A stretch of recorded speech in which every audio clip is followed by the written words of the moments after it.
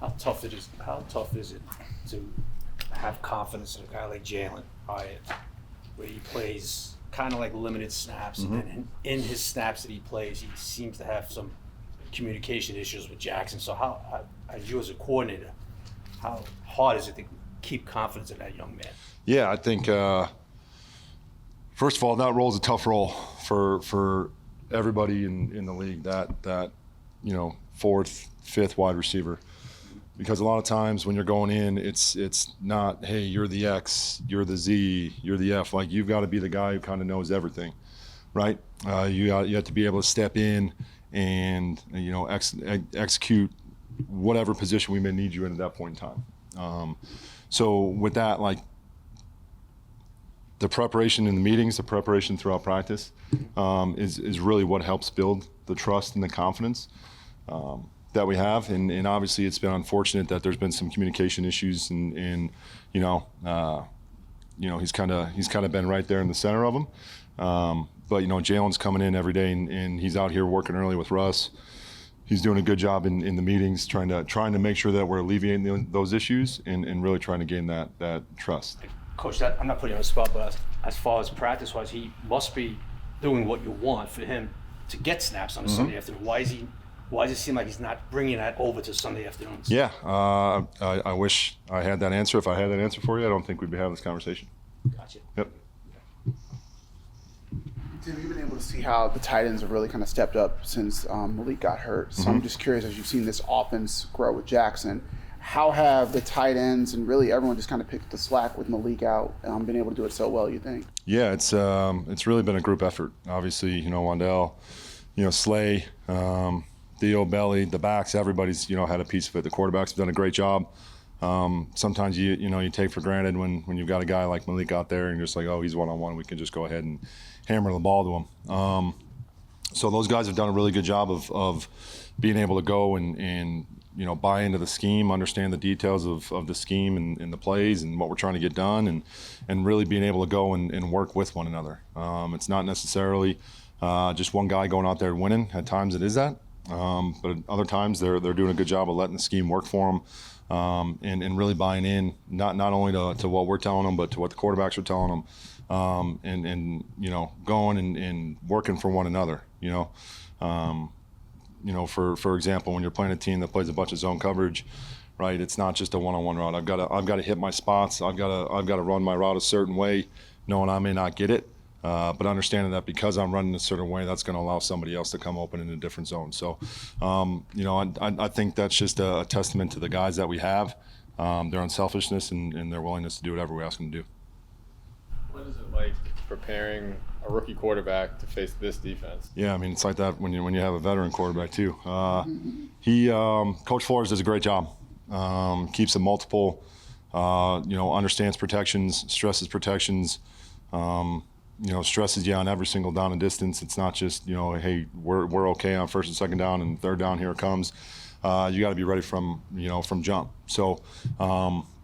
Just really continuing to teach the looks and teach what certain things look like, where your answers are, and really stress to him, like, don't try and be perfect. If you do that against a defense like this, there's going to be some paralysis by analysis. So understanding, like, yeah, we want you to get to certain answers, but there's going to be times where either there's something that we haven't seen, some game plan pressure, some game plan look. And you really got to do a good job of letting your rules eat and trust your training and understand where your issues are, because you're not going to be perfect. So when there's a situation that comes up that he may get you, what are you going to do to make sure that you're able to go ahead and survive the play?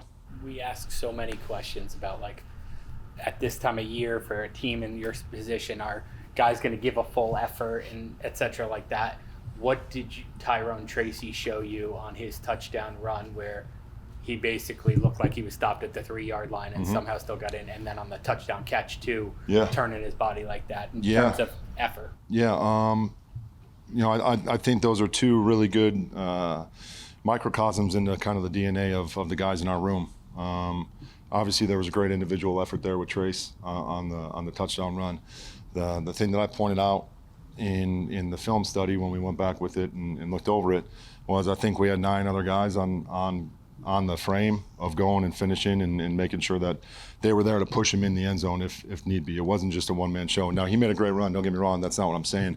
What I'm saying is that I think that's just an example of the units want to get this thing flipped and want to get this thing turned around.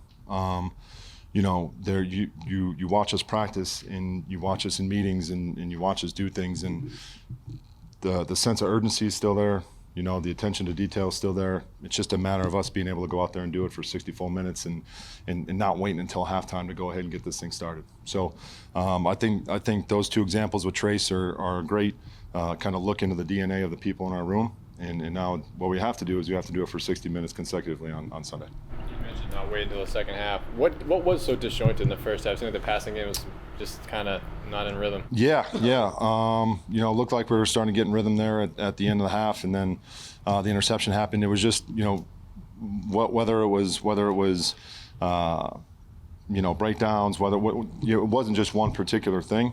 But yeah, you know, we came in at halftime. Made sure everybody understand this is how you've been trained. This is how you've been training.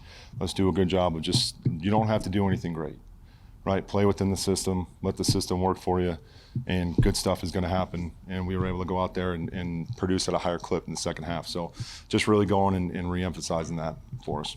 You've coached for a long time. Did you see the Hard Knocks clip of Dan Quinn saying treat Jaxson like a running back or whatever? As surprising as it may be, I don't have a ton of time to watch TV right now, but I did hear about it. Yes. I so, yeah. Does that surprise you? You've been in coaching rooms for years. Does that surprise you? I think for the audience, it was surprising to hear the coach say yeah, we're gonna go, knock down the quarterback or whatever, because quarterbacks are treated so carefully in a coaching room. Did that surprise you at all, or that's what you would expect? No, that's exactly what I expected. I'm sure Coach Vrabel said the same thing in New England a couple of weeks ago.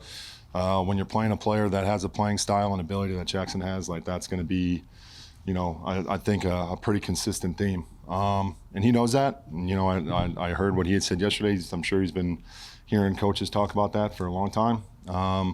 And that was not surprising, no. Tim, Flores is the #1 blitzing coordinator in the league. Can you talk about the challenges Jaxson will see Sunday facing his defense? Yeah, there's going to be a multitude of looks, coming from every possible front, every possible coverage, every possible situation. So, again, when you've played different coordinators and you've played different defenses that may have a high pressure clip, it's typically, you're not seeing a ton of max out pressure on 1st and 10 or 2nd and 6. That's not necessarily the case. So you have to be on high alert for it the entire game, and again understand where are my issues, how am I able to fix this in each and every play in the game plan. So that's where the challenge comes into play, is making sure that we're good and we're sound, and we have a sound plan heading into it to make sure that he has those issues from snap 1 to snap 78, however many plays we have in the game, because it's going to come on every single play. You used the word chaos when kind of describing Flores' scheme. How have you seen Jaxson handle chaos and just, I guess, that idea of it? Yeah, he's a very unique individual, right? He doesn't get rattled, which is a good thing. And so the big thing is when that happens, when the picture changes, when it becomes crazy, when they start bringing everyone from everywhere, is really just not panicking, right? Because that's when bad things happen, is when you start to panic, you start to hold on to the football, you take sacks, you take hits, you throw picks, right? So being able to prepare throughout the week and make sure that you understand where the issues are and what your answers are, and then being able to go out there and not only, hey, coach told me this, but be able to go out there and see it, is the sign of a good player, and I think we have that with Jaxson.